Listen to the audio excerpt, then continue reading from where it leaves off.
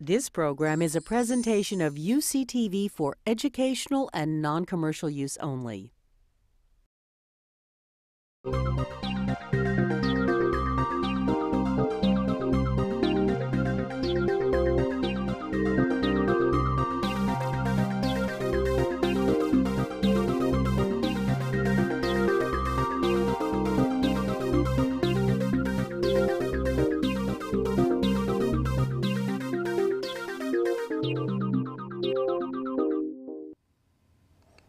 Welcome to A Conversation with History. I'm Harry Kreisler of the Institute of International Studies. Our guest today is Stewart Patrick, who is a senior fellow and director of the Program on International Institutions and Global Governance at the Council of Foreign Relations.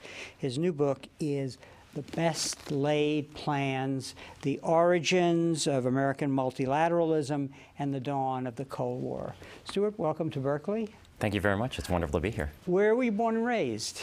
I was born in New York City and spent the first 3 years of my life in Paris. But ever since then, I was basically raised in suburban Maryland, right outside of Washington, D.C.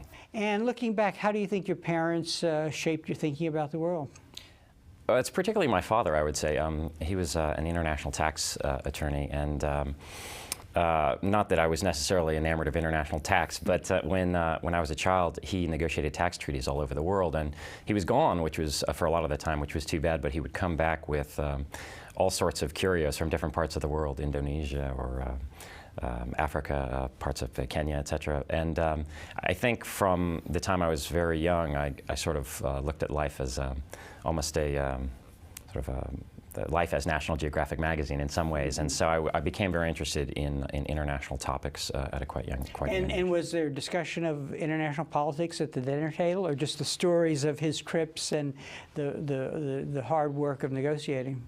It was probably more the stories of his trips, and actually he was, in some ways, it was more the romantic aspects of things, and the day or two trips off the side of these negotiations to the Okavango Delta or a place like that.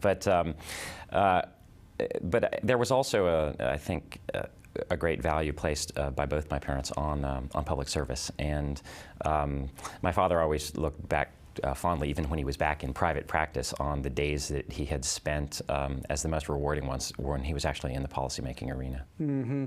And where did you do your undergraduate work? I was out here in the Bay Area at Stanford, and actually, my undergraduate degree was in human biology, studying human evolution, but I got a BA from Stanford, and then went on to graduate school. And then graduate school you did in England, and you were a Rhodes Scholar. That's correct. Yeah, I spent about 4 years in Oxford and got a couple of master's degrees, and then started my doctoral dissertation, which I finished in 1996. And what was your dissertation on? It was on in a sense, a subject very closely related to this. It was on U.S. plans for the post-war era, that is the second, following on to the Second World War, and in particular a focus on U.S.-French relations. I think perhaps hearkening back to the fact that we had lived in France and my family was Francophiles, and looking at how the U.S. managed its leadership with a sometimes very fractious and difficult ally in the part of the French. Mm-hmm. And with your degree, were you then a social scientist, a historian, and then how did you become a policy wonk, which I guess is what you are? Exactly. Yeah. Exactly. All of the above. And that's a compliment, I think, yeah. Right? Okay. Yeah. It's interesting. The degree was really one, and partly because this is the British system. It's much less sort of an effort to turn social science into natural science, as it is often in many of the departments in the United States, which have methodologically gotten really involved in sort of quantitative approaches and econometric approaches to these topics. There, the study of international relations is really much more about diplomatic history and cultural studies and political philosophy. So that was something that appealed to me very much. When I came back, I got a job at the Center on International Cooperation at New York University, and I spent 5 years there. And that again has some relevance to what I'm doing now. It was the center was set up to really look at how do we improve the management of international institutions and, and provision of global public goods amongst different countries. Mm-hmm.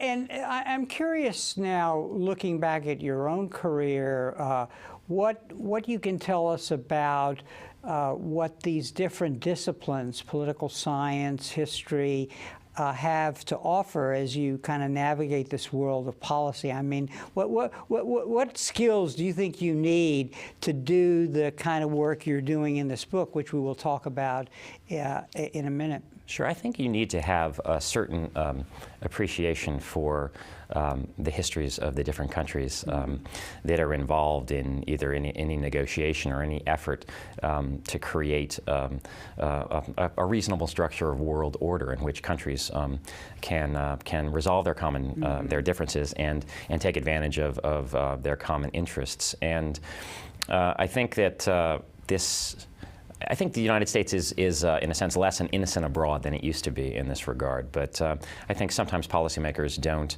approach international problems with enough of an effort to see things through the eyes of others. Mm-hmm. And is that something, by the way, that you got from your father? Because if he was negotiating tax law treaties, I guess to reach that common good in a tax treaty, you really have to navigate I think the localisms. Yeah, I think so. Also, my undergraduate degree, when I was studying human evolution, I did a lot of anthropology as well, which discussed the difficulties, really, of in a sense, trying to put on the spectacles of somebody else in another culture. The other thing that I will say is I ended up partly as a policy wonk in the fact that from 2002 to 2005 I was in the Secretary of State's policy planning staff at the State Department when Colin Powell was Secretary of State, at a time when there was tremendous controversy about what the U.S. role in the world should be, in particular what its attitude towards multilateral institutions should be. And I have to say that it took me about 6 months once I had entered the building from an academic background not to be a danger to myself and others, because there are aspects of the policymaking process that we don't read about in the books when we learn about them in the ivory tower. So it was a real eye-opening experience for me. And what did you learn without asking? I'm not asking you to do insider gossip here, but what was it? It was. Well, the first thing that comes to mind, was it about saying, well, that isn't the lesson of history with regard to this particular thing? That isn't exactly the way we did that when we did it somewhere else? Yeah, I think the two things that were the most eye-opening for me when I was at the State Department were, first of all, the power and often blinding power of ideology. And this wasn't necessarily always, this isn't necessarily common on the State Department during that era, but of aspects, in my view, of aspects of the Bush administration's foreign policy was the degree to which a certain moral certainty and love of ideas or particular ideas could sometimes blind policymakers to the complexity of the real world. The other thing, which is true in any administration, is the tremendous power of bureaucratic politics to actually govern what the outcome of foreign policy is. And there's a cliche that where you stand depends on where you sit, but until you have actually seen the unedifying portrait of sausage being made within what they call the interagency process, you really will not believe the degree to which that's true. And that must be terribly frustrating for somebody who actually can see ideas in their context, but also can see them in the context of history.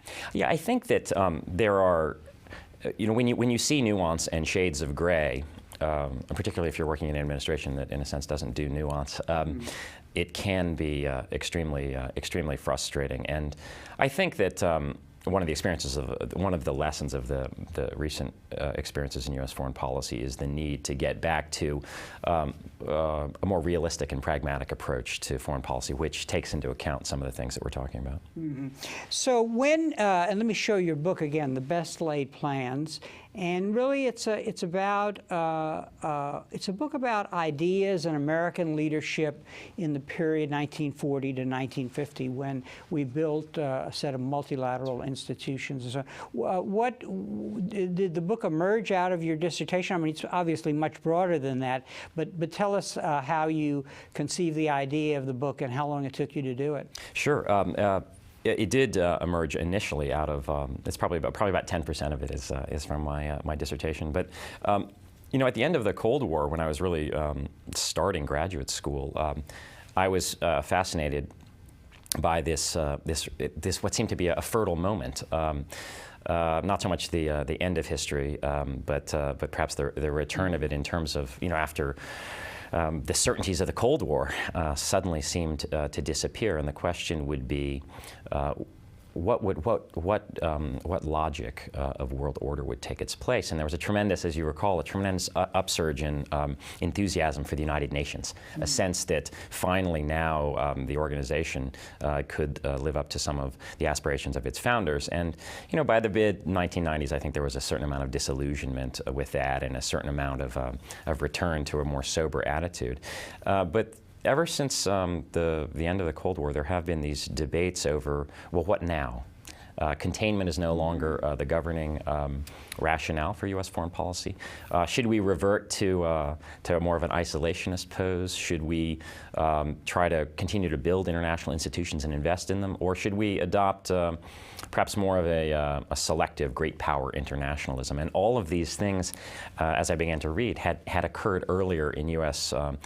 Foreign policy. And this particular era, people look back sometimes with two rose-colored glasses, but as one where the United States really took the bull by the horns and laid the foundations at the height of its power for the enduring international institutions. And as you do this, let's look at some of the problems. I mean, this was a unique situation, this 1940 to 1950, but it's very clear that there were three pillars to this multilateral international order that we came to build, both, well, from the period 1940 to 90. What were the three elements of that in security, in economics, and in self-determination, actually? Yeah,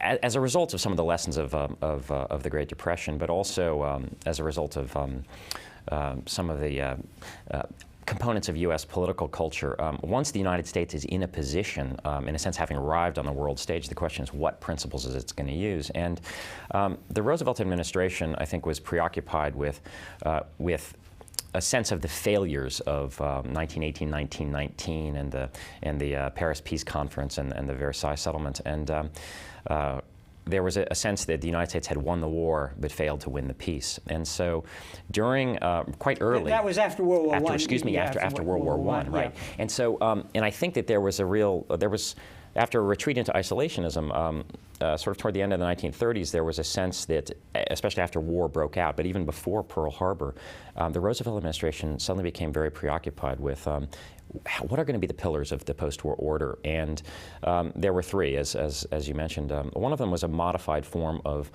collective security. There was a sense that Wilson had overreached with the League of Nations, trusting too much into pure collective security. And the idea here was that we need to have a post-war international organization, but we need to vest power much more strongly in the hands of the great powers. And so you get the plans for the UN Security Council, which vests, obviously, power in its permanent members. So that's one of the pillars. A second recognition was that the international economy had really deteriorated, and actually part of the slide into war and the deterioration of the political climate during the 1930s was directly related to the sort of terrible inward-looking beggar-thy-neighbor policies that many countries had adopted during the Great Depression, and including Roosevelt. By the way. Indeed. Yeah. Early, sabotaging the London Economic Conference. We obviously just had another one with the G20, which perhaps we'll talk about later. But Yes, and during the Hoover administration as well, with the Smoot-Hawley tariff, and global trade collapsing from $50 billion a year to $15 billion a year, et cetera, over the course of 3 years. So under the leadership of Cordell Hull, who's a sometimes maligned Secretary of State, but the longest-serving Secretary of State in American history, the United States began a reciprocal trade agreements effort to try to lay the foundations for a post-war system of non-discriminatory international trade and payments, and that ultimately resulted in the general agreements on tariffs and trade. And then the third component, which I associate with as integral to U.S. liberal internationalism, is support for political self-determination. And this was the notion that one of the reasons for global violence and instability, and also for discrimination in economic terms, and also just an unjust element of world order, was the persistence of European colonial empires. And so there's a very strong element of this liberal internationalist vision which calls for the self-determination and winding up of the European colonial empires. And this is visible in the Atlantic Charter of 1940 and a number of statements during the Second World War. And the rest of the book, in a sense, that's the beginning of the book. The rest of the book is what the heck happens when the Cold War suddenly breaks out, and what happens to this vision. Mm-hmm. Now, as a student of international politics, I know you look for explanations of why America did the extraordinary things that it did in setting in place these institutions, because sometimes they really appeared to go against self-interest. You point out, rightly I think, that what America did was distinctive, and there'd been a different hegemon, different things could have happened.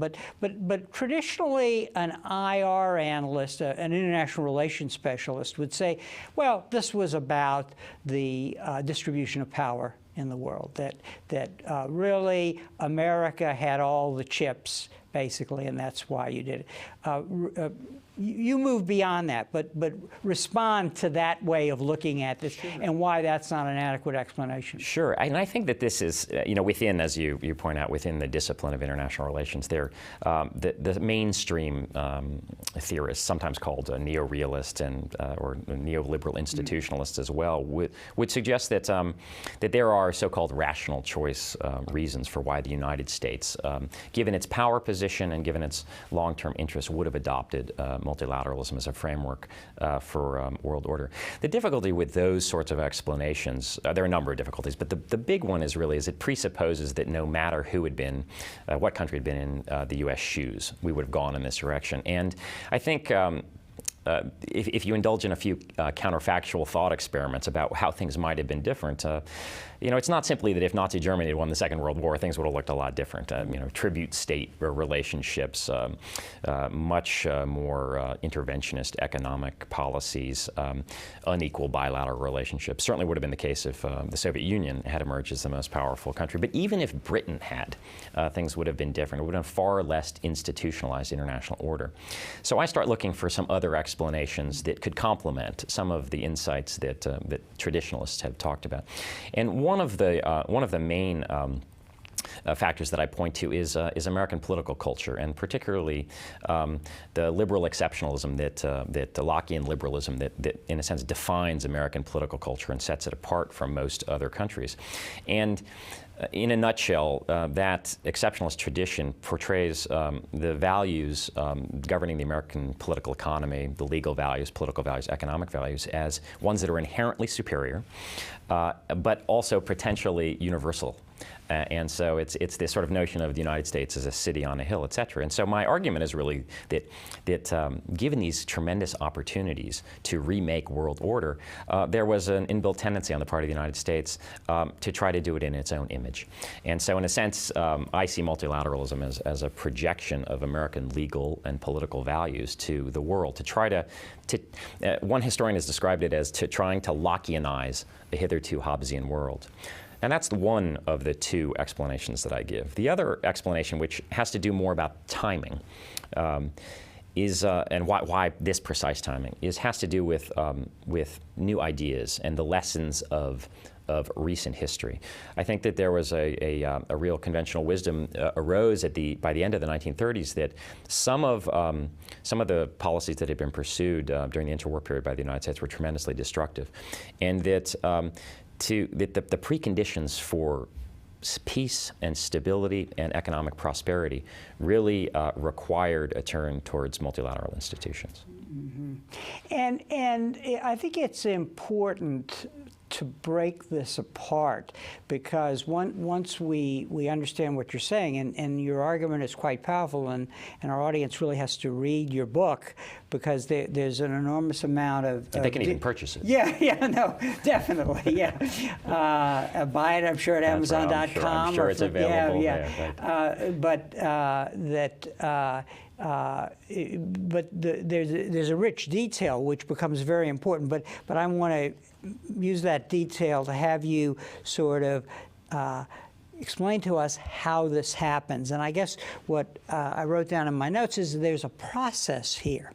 And I want to walk through that process and try to understand what it is that makes this happen. I mean, clearly we have a political culture, and it's there, and it's the ideas in our heads about how we relate to the world. In fact, when I was reading your book, I pulled out my Max Weber, and he says in his essays in sociology, not ideas, but material and ideal interests directly govern men's conduct. Yet very frequently the world images that have been created by ideas have, like switchmen, determined the tracks along which action has been pushed by the dynamic of interest, which is, I think, what you're demonstrating here.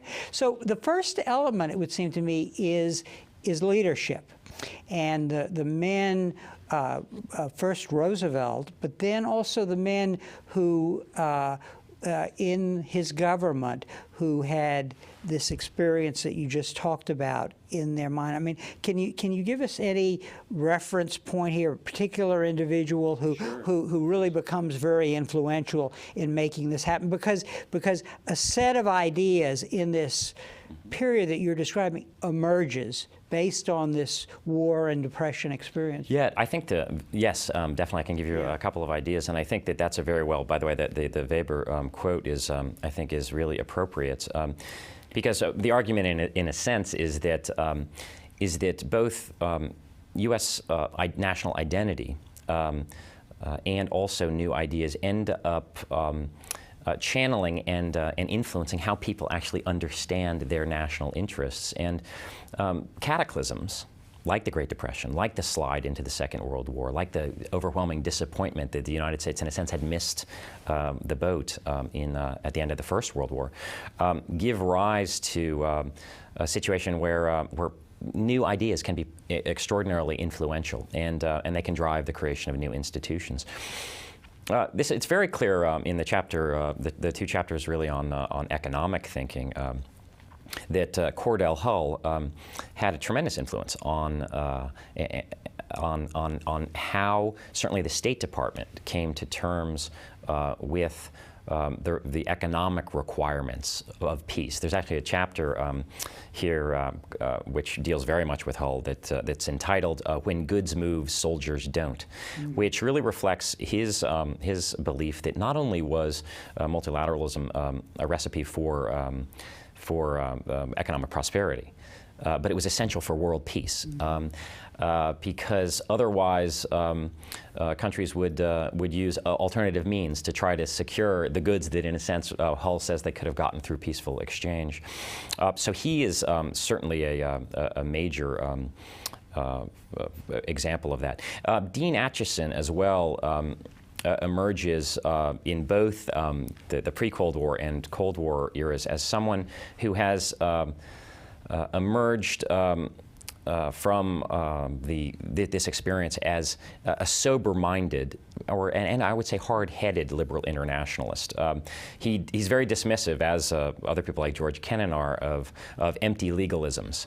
But on the other hand, he's wise enough, and has an enlightened sense of America's self-interest enough to realize that that institutions are an enormously important way of embedding the United States, first of all, in the world order, so it won't go back to isolationism, but also of winning legitimacy for America's purposes abroad.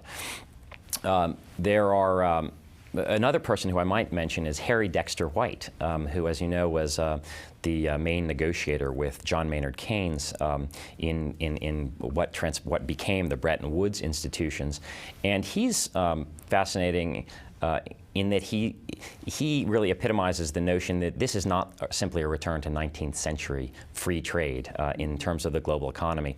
It's a world economic order that is largely open, but it's predicated on domestic intervention. And the message that comes through loud and clear from White and from his colleagues is that world prosperity is too important to be left in invisible hands. And and this is something that I think in our own era has a certain amount of resonance. Yeah. Now, the other thing that strikes me as really important that emerges, you see these names of Republicans, Wendell Willkie, John Dewey, and then later Vandenberg.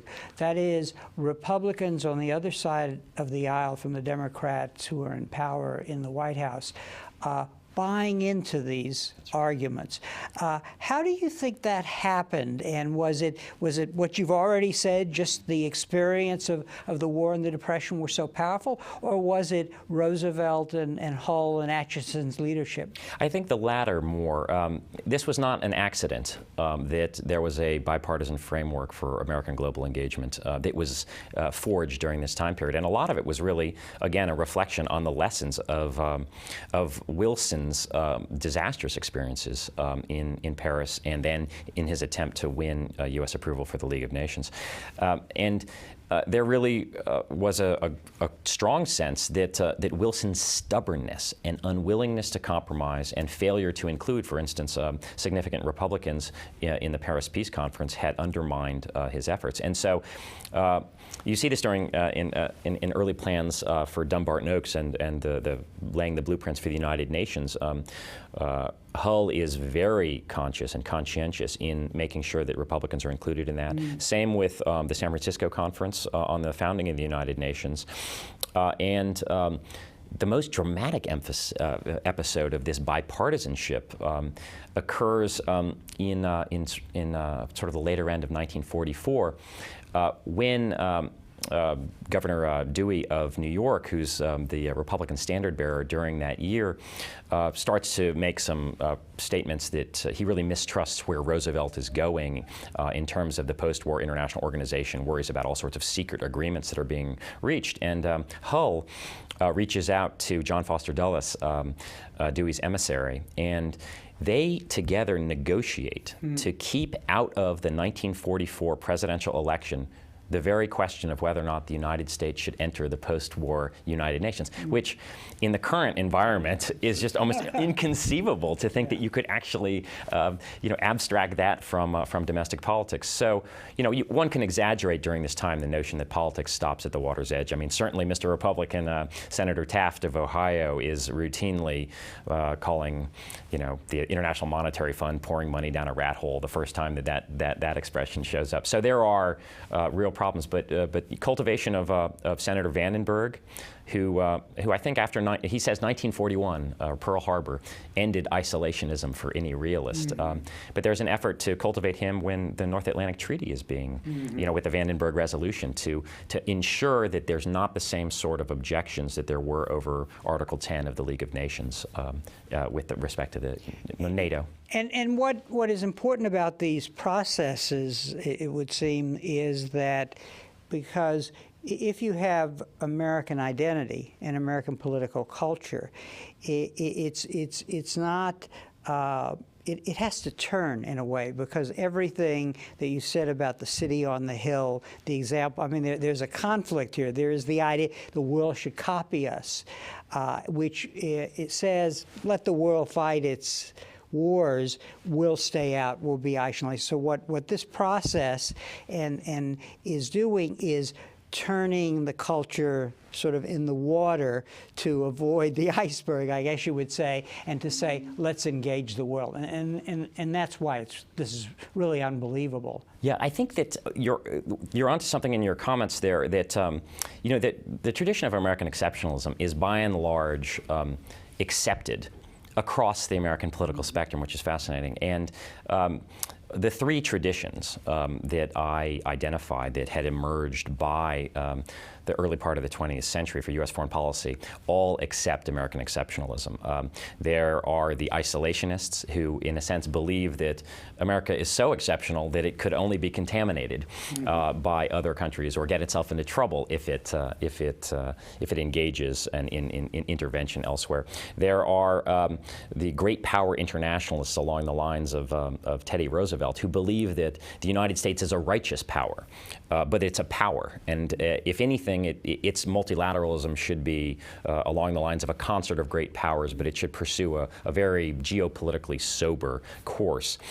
And then there are the liberal internationalists who are best embodied in the earlier era by Wilson, who believe that it's America's duty to have a world under law. So the challenge for Roosevelt, and the challenge for any president, I would say, is to try to invoke and have their actions resonate with the tradition of American exceptionalism, but to put it in the service of building a better, safer world that reflects American ideals. And that can be very challenging because it requires you to make deals both domestically and internationally, and playing this two-level game is extremely challenging. Mm-hmm. And then the other element that we have to add here is the emergence of the Cold War at the end of this period, where America has to step back a little from its universalism and focus on building up the economy of Europe and creating NATO. That's absolutely right. And I think in many people's mind, there's a real sort of sense of divorce between sort of U.S. policy from 1940 to 1946, 47, and then what happens later and spans the next more than 4 decades of the Cold War. What I suggest is that there is tremendous continuity between those two periods.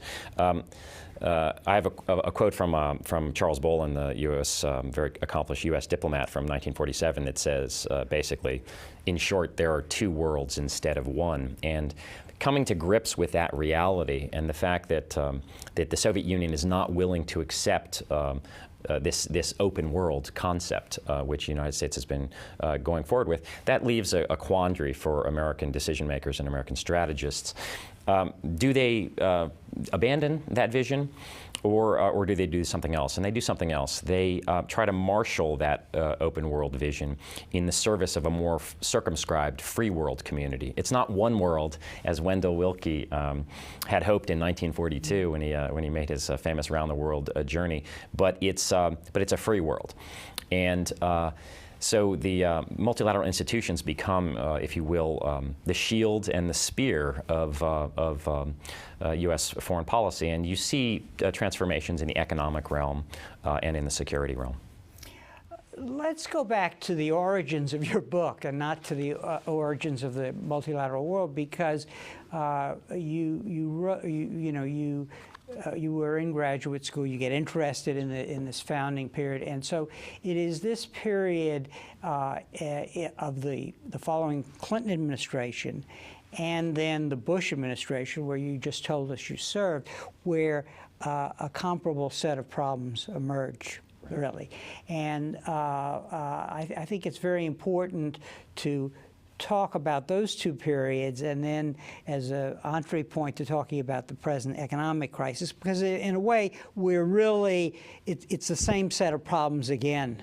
And so, in a way, Clinton was looking around. I mean, I think your colleagues Goldgeiger and Cholet in their book say that they even brought Atchison to Washington to ask him, well, what should be the grand strategy? And so, talk a little about that, because we wind up not building a new set of institutions, it appears, or adapting the institutions we had in a way that followed through on the new world? Yeah, I think that early on, and even with going back to George H.W. Bush's administration, with the invocation of the notion of a quote-unquote new world order, there is an effort to some degree to, it's somewhat desultory, but to try to create new institutions.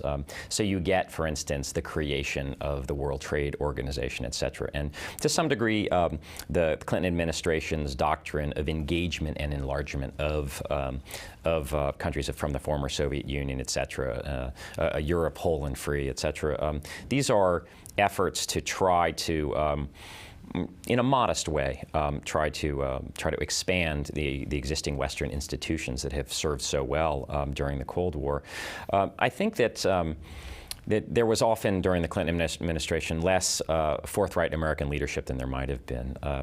Early on in the Clinton administration, it's somewhat forgotten now, there was the so-called Tarnoff Doctrine, which was from Peter Tarnoff's comments that the United States really didn't have, even if it had the will, it didn't have the way anymore, and that we needed to have sort of a joint sharing of responsibilities. I think that that there was a little bit of a vacuum of power in terms of, and a vacuum of leadership during parts of the Clinton administration. I think later on, by the end of the second term of the Clinton administration, I think that the United States, the administration, had come to realize that nobody else was really there to pick up the baton.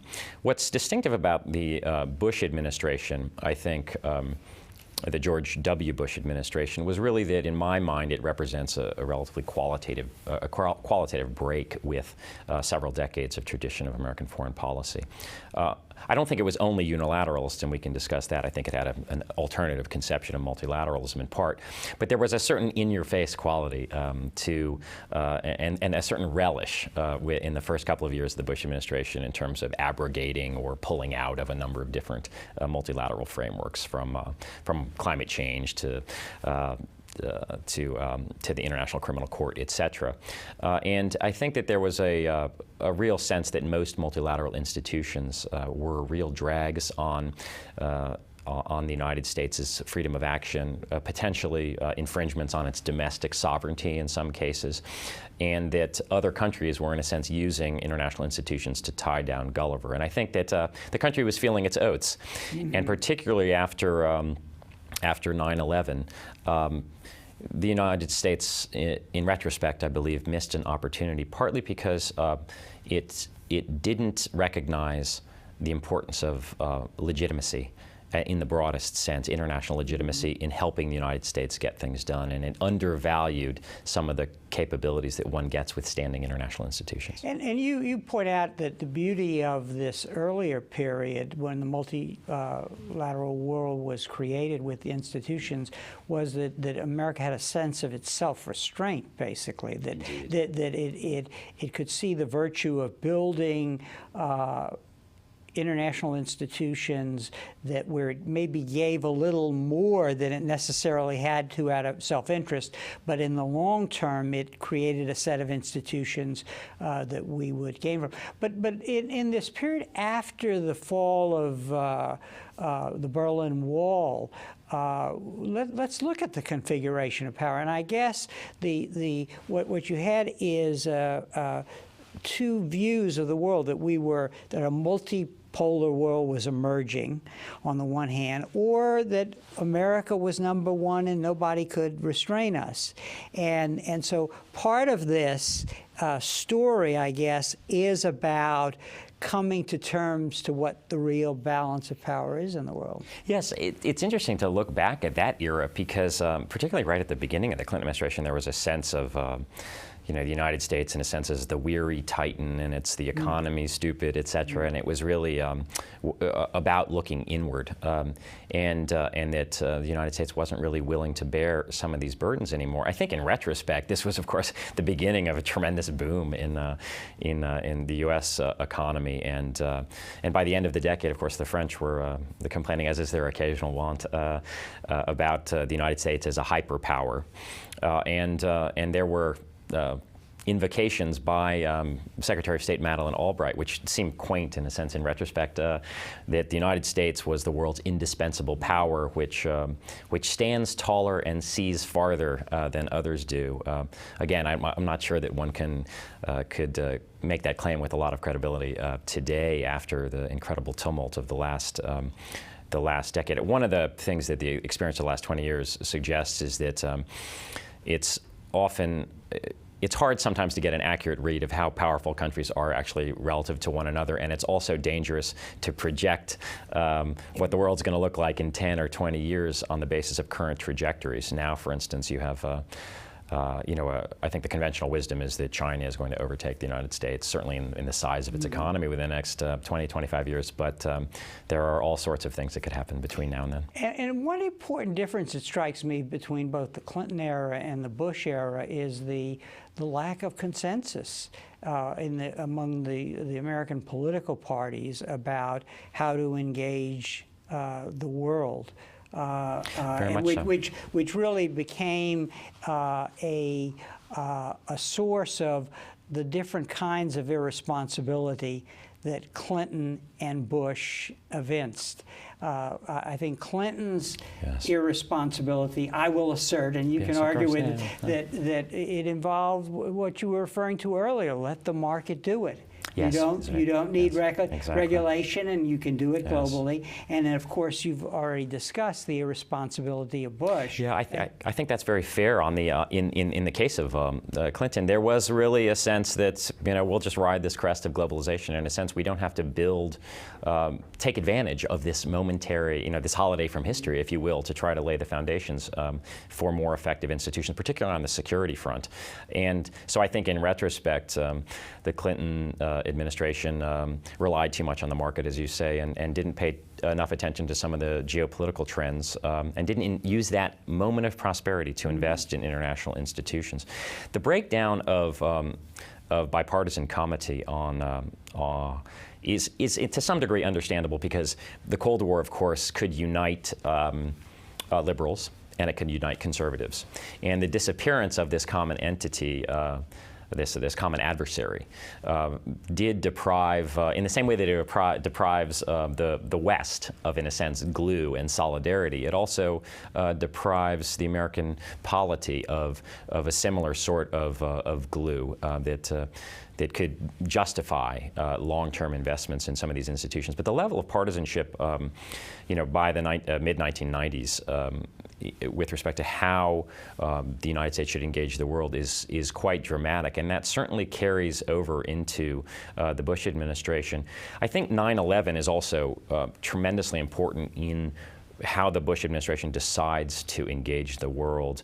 And there is a sense that in an age of transnational terrorism and of potentially catastrophic threats that can come without warning, that it's unwise. And it would be an abdication of responsibility for U.S. statesmen to leave U.S. security in the hands of organizations that are often as hamstrung as the UN Security Council. Mm-hmm. But it was in both cases kind of a fascination and an acceptance of America's unbridled power.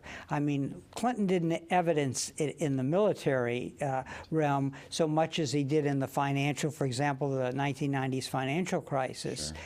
And of course, with Bush, it's quite obvious. Now, we now have an economic collapse, basically, or a near, maybe I shouldn't go that far and just say a severe economic crisis. And so the question, it's very clear now that this is a much more multipolar world in the economic realm. So let's look at your analysis. And as I read your book, and we're experiencing the G20 meeting, it sort of struck me that when we get these people together now, and there isn't the preeminent power, that there's a lot of this national political culture and national identity that's coming to the fore and explains the lack of agreement. Is that a fair use of your book? Yeah, I think that I think that in part, yes. I think that when one looks at the challenges of sort of world order making or remaking in the time of this global financial crisis, there are some major differences between the eras that make it all that much more difficult for the Obama administration and indeed the United States as still the world's preeminent power in trying to forge a new order or try to sponsor a new order. And one of them is, there's a couple of issues here. One of them is, in relative terms, the United States is not nearly as powerful as it was at the end of the Second World War, when it bestrode the world like a colossus, as the saying went. You have a situation where it's gone from the world's leading creditor country to the world's greatest debtor country, and where it's balanced economically by the European Union, and it's dependent on the Chinese to maintain the role of the dollar as a major reserve currency around the world. So it's on the ropes a bit economically, but it's also it lacks the sort of ideological leadership that it enjoyed during that era as well. You mean ideological leadership in the world? In the world, the world. And then what I mean by that is that the financial crisis has really hit at the American model of capitalism. It's hit at the so-called Washington Consensus about the idea of that reasonably free markets will be able to deliver prosperity. And I think, in a way, it maybe gets us back to the original model, which emerged from the Great Depression, which was this notion that I mentioned earlier, that global prosperity is too important to leave in invisible hands. I think after the Reagan-Thatcher revolution of the 1980s, there was a real sense of removal of restraints, removal of regulation that got away from some of these earlier norms that guided a sort of a managed form of global capitalism for a number of decades quite successfully. The other another thing that's very difficult is that we're faced with a challenge here of trying to adapt international institutions to tremendous changes in the global distribution of power, to accommodate the rise of powers, particularly in Asia. But unlike the architects in the 1940s, we don't have a blank slate. We have what my friend and colleague Dan Dresner of Tufts University calls an unclean slate. And it's hard enough to create institutions out of whole cloth. It's so much more challenging to try to redistribute power within those institutions. If I take the International Monetary Fund, there's a lot of talk about we need to give the Asians more weight in it, but there's going to be a lot of oxen gored if that occurs. So the Belgians will say, wait a second, you're going to try to dilute our power. Now it's only Belgium, but it's part of the European Union, and they'll object. So trying to reapportion these things and to try to adjust is very difficult. Same thing happens with the UN Security Council. You're not going to see France and Great Britain, as many people think they should, consolidate their one Security Council seat into a common EU seat. So there are major structural obstacles towards global reform. And in this context, it's as if the U.S. has tried to apply Band-Aids so that, for example, the failure to reorganize the IMF prior to the 1990s financial crisis led to this glut of savings that account for at least partially the collapse that we've recently experienced. And then in the case of NATO, the whole effort to enlarge NATO into essentially a beyond the goals that originally had has created problems with Russia, and now we're seeing NATO reaching to the problem of creating stability in the Pakistan, Afghanistan. That's right. I think that NATO. There's a chapter in the book which talks about the creation of NATO and the fact, interestingly, that the United States took a multilateral approach towards Western security. Now, NATO's current difficulties are sort of an ironic outcome of its tremendous success. I mean, if one had asked Acheson, and people indeed asked Acheson, if NATO was going to last for decades, and he said no. He thought that it would be a temporary institution, and of course NATO exists. We still have many troops in Europe, etc. But at the end of the Cold War, there was a sentiment that NATO had to go out of area or out of business. And as you point out, the danger now is that having gone out of area, it may in fact go out of business. And it's been some of the debates that have been at the core of NATO from the beginning are really accentuated in Afghanistan, and part of it relates to burden sharing. And it also relates to threat perception. All alliances, all collective defense institutions require some degree of common perception of threat. And it's not clear that, given wavering public opinion in many of these different countries, that the Germans, for instance, see the dangers of the Taliban taking over Afghanistan in the same way that the Americans do. And there's a tendency, continual tendency to free ride on the back of American military power. And so even those of us who are in favor of multilateral institutions and alliances are aware that that stimulating collective action with other countries still often requires the United States to bear the heaviest burden in terms of maintaining the vitality of these institutions.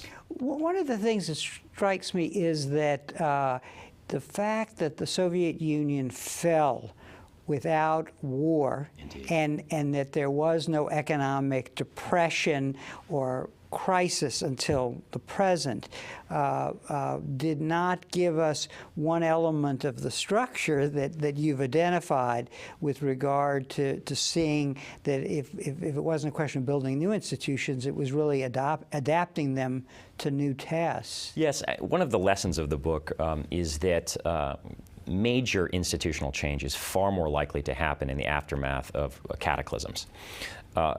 In the absence of a major catastrophe and demonstrable policy failure, you're more likely to get what a biologist, I guess, would call phyletic gradualism rather than punctuated equilibrium. You're not going to get this dramatic quantum shift. You're going to get sort of more discrete changes at the margins. And I think that that's what happened with the Cold War ending without a shot fired, without NATO firing a shot, led to incremental solutions. And it may be that that this is inevitable. Now, the current crisis, one of the major questions about the current crisis is how serious is it?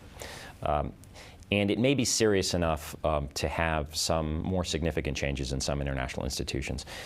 Just in the G20 meetings this week, for instance, you saw a major ramping up of resources for the International Monetary Fund. What you have not yet seen are major changes in the governance structure and the weighted voting. But in the IMF. In the IMF. But if one begins to see, on the other hand, you're seeing the Chinese, for instance. They're feeling their strength a little bit because they've been hit a lot less, and the currency imbalance that you noted between the United States and China in particular has provided a certain leverage, and you have the Chinese even beginning to question the enduring aspect of the dollar as a global reserve currency. So you're beginning to see some signs of a shift towards a more multipolar order, and that multipolar order actually being reflected in global institutions. Let's assume that President Obama takes his key figures in foreign policy and international economics to Camp David and says, "Read your book." That is, read Patrick's book. We should all aspire to this. Yeah, but what for our leaders and also for the general public? What are the elements that one should draw from the book, understanding that we're dealing with a different historical epoch? There's a limit to what you can take from history. So how do we distill lessons here that would be important as we manage a very different world? I would point to two or three lessons that I think are ones that could be generalized to the current order. And the first of these is just the importance of investing in international institutions, and in some cases paying the upfront costs to ensure institutions survive into the long term, particularly if one can imagine your power dwindling in the future. The time to lock that in is now. The second issue is the importance of forging and attempting to forge some bipartisan consensus. Now, you're never going to get the extremes. Whether you're Republican or Democrat, you're never going to get the other side's extremes going along. What you want is to give enough ground so that you can have, in particular, Congress engaged in a responsible form of U.S. global engagement. And there are always going to be debates, but cultivating those alliances, not simply taking the partisan path, is very important, because even if you control Congress now, you won't probably throughout the entire time of your tenure in administration, in off-year elections, et cetera. The other side will normally make up some significant ground, and you will come to rue having ignored them. And the third major element is to be willing to, at the international level, to be willing to adapt and adjust in terms of the precise details of the international institution or global bargain that you're working on, in return for something whose broad contours meet your interests. The United States, throughout the Cold War, showed a certain magnanimity and self-restraint, and a willingness to occasionally bear an extra disproportionate cost of global public goods. But in the end, there was something enduring and predictable that increased the legitimacy of American power. Mm-hmm. And I guess that in the final analysis also, public education is going to be very important for especially the president as he navigates both the international and the domestic arena, and he's going to have to build coalitions in both places. That's absolutely correct. One of the on the domestic front, I think, as I've pointed out, American exceptionalism is a major theme in U.S. Political culture. And that can be exploited to justify a rather narrow-minded view of what America's interests are in the world. And I think it's incumbent upon this president, or any president, to remind the American people, and it's not just terrorism, but it's in so many different ways, that, and the financial crisis has underlined this as well, that we are part of an increasingly interdependent global system. And it's not, the priority for us should be to ensure that, to the degree that there are international institutions that can help manage that they bear the stamp of the United States in large part, and that some of the fears about American sovereignty, which, and believe me, running a program on international institutions and global governance, I get some colorful emails from some people who've spent a lot of time listening to talk radio, worried about American sovereignty, that many of those are, in practical terms, overblown, and that provided that there are reasonable safeguards on American freedom of action and sovereignty, that international institutions are a way, often, of extending American power and American influence in the world, because otherwise the record shows we can't accomplish much for our own interests going it alone. Well, on that note, Stewart, I want to thank you very much for being here. Let me show you your book again, The Best Laid Plans. I think it's an important read to understand where we are now, and to understand how now is different than it was in the period 1940 to 50. Thank you very much. It's been a great pleasure. Yeah, thank you. Thank you so much. Thank you very much for joining us for this conversation with history.